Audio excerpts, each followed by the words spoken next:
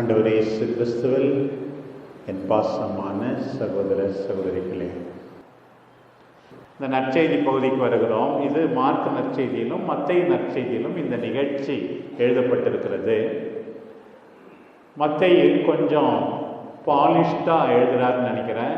ஏன்னா இவங்க போய் நேராக கேட்கலையாம். யாக்கோபும் யோவானும் ஜேம்ஸ் அண்ட் ஜான் போய் ஆண்டவர்கிட்ட கேட்கலையாம். அவங்க அம்மாவர்கிட்ட சொல்லி அனுப்புனாங்க. அவங்க மாதாவுக்கு சொந்தக்காரங்க வேறு, அதனால் சொந்தத்தை பயன்படுத்தி நீ எப்படியாவது என் பிள்ளைங்க 2 பேரை மட்டும் வலப்பக்கமோ இடப்பக்கமோ உட்கார வைக்கணும் அப்படின்னு ப்ராமிஸ் பண்ணு அப்படின்னு சொல்லி அனுப்புகிறாங்க.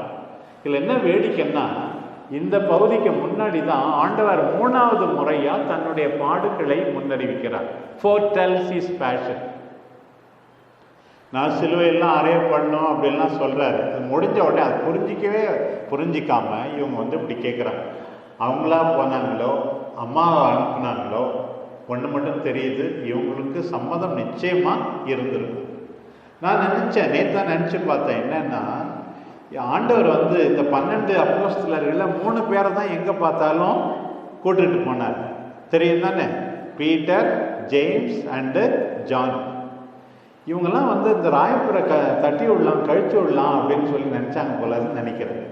ஏன்னா தாபோர் மலைக்கு மறுரூபமாகும் போது அவங்க 3 பேரையும் கூட்டிட்டு போனார்.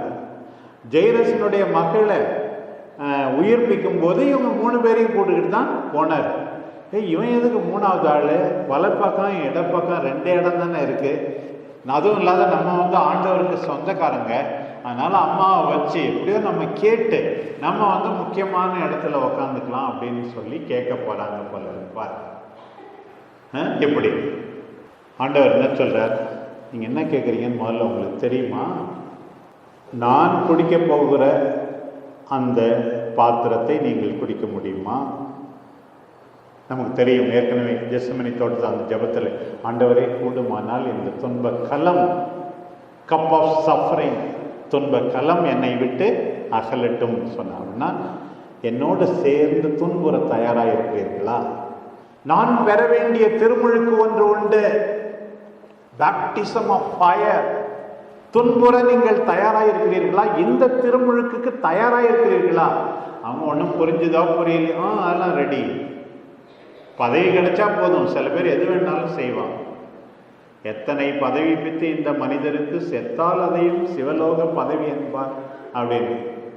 தோளோடு தோள் கொடுத்து தோழர்களாய் பழகியவர்கள் கூட திடீரென்று ஒரு பதவி நாற்காலி கிடைத்து விட்டால் அவர்கள் பார்க்கின்ற பார்வையே தனி.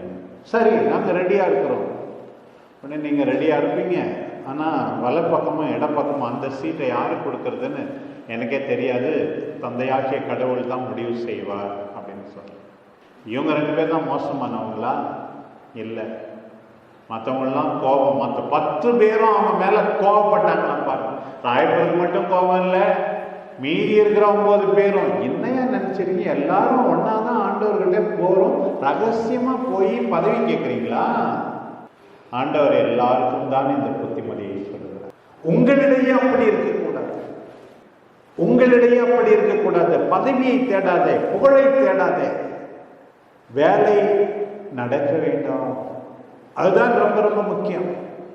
நான் சாயந்தரத்தில் டேபிள் டென்னிஸ் ஆடும்போது யாராவது தொந்தரவு பண்ணால் எனக்கு பிடிக்காது. 4 மணிக்கு மேலே ஒரு நாள் பிரதர் சொன்னார், ஃபாதர் உங்களை பார்க்கறதுக்கு 2 ஃபாதருங்க வந்திருக்கிறாங்க அப்படின்னு சொன்னார். நான் சொன்னேன், சரி அவங்களை எங்கேயே வர சொல்லுன்னு அந்த டேபிள் டென்னிஸ் ரூமுக்கு மேலே கூப்பிட்டு வர சொன்னேன். கடைசியில் பார்த்தா ஒரு கிளரீஷியன் நம்ம ஃபாதருங்க இருக்காங்களே, அவங்க ப்ரொவின்ஷியல், அவங்க ஜென்ரல். ஐயோ, அவங்கள போய் இங்கே நம்ம விறுவிறுத்து விளையாடி கொண்டு இருக்கோம், இங்கே வர வச்சுட்டுமே அப்படின்னு சொல்லி ரொம்ப, father I did not know you are the general has come to see me அப்படின்னு சொன்னேன்னா, உடனே அவர் சொன்னார், what is general? It is doing something for the congregation, serving the congregation சொன்னார். என்ன பெரிய ஜென்ரல்? சபை தலைவர்னா என்ன? சபைக்காக ஒரு வேலையை செய்வது என்று அவர் தாழ்ச்சியோடு சொன்னது என் நெஞ்சை தொட்டது. அப்பாவாக இருந்தாலும் சரி, அம்மாவாக இருந்தாலும் சரி, தாத்தா பாட்டியாக இருந்தாலும் சரி, என் பிள்ளைகளுக்காக தாழ்ச்சியோடு அன்போடு கண்ணீர் விட்டு நான் உழைத்தேன் என்று சொன்னால் நீ ஆண்டவர் முன்னிலையிலே பெரியவர். பிள்ளைகளை திட்டினால், மனைவியை திட்டினால், கணவரை திட்டினால், அதிகமாக சம்பாதிக்கிறேன் என்று இருமாப்போடு இருந்தால் நீ கடவுளுடைய பிள்ளை அல்ல. என் ஆன்மா ஆண்டவரை ஏற்றி போற்றுகின்றது. என் மீட்பராம் கடவுளை நினைந்து என் இதயம் களி கூறுகின்றது. வல்லமை மிக்கவர் எனக்கு அருள் பெரும் செயல்பட செய்தார். வல்லமை மிக்கவரை உணர்ந்து நாம் எல்லாரும் அன்னை தெரசாவை போல, நான் கடவுளின் கரத்திலே ஒரு பென்சில், அவர்தான் என்னை பிடித்திருக்கிறார், அவர்தான் என்னை எழுதி கொண்டிருக்கிறார். உடைந்து போன ஒரு பென்சில் எவ்வளவு வேலை செய்தாலும் இப்படி தாழ்ச்சியோடு அடிமையாக இருக்கத்தான் நாம் அழைக்கப்படுகிறோம். எனக்கு பிடித்த ஒரு முக்கியமான வசனம் லூக்கா நற்செய்தி 17:10. ஆண்டவர் சொல்கிறார், நீங்களும் உங்களுக்கு குறிக்கப்பட்டதெல்லாம் செய்த பின் நாங்கள் பயனற்ற ஊழியர்கள் செய்ய வேண்டியதைத்தான் செய்தோம் என்று சொல்லுங்கள். ஒரு நல்ல அப்பா அம்மா செய்யத்தான் என் பிள்ளைங்களுக்கு செஞ்சேன், ஒன்றும் அதிகமாக செஞ்சில்லை.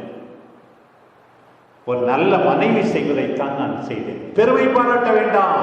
நாம் எல்லாரும் அடிமைகளாக இருக்க, தாழ்ச்சியோடு வாழ, அன்போடு வாழ அழைக்கப்படுகிறோம். நம்முடைய கைமாறு, நம்முடைய ரிவார்டு, கிஃப்ட் எல்லாம் கடவுளிடம் இருந்துதான். விண்ணகம் செல்லுகின்ற பாதையில் உங்களிடையே இப்படி இருக்கக்கூடாது என்று ஆண்டவர் சொல்வதை மனத்தில் வைத்து வாழ்வோம். ஆமென்.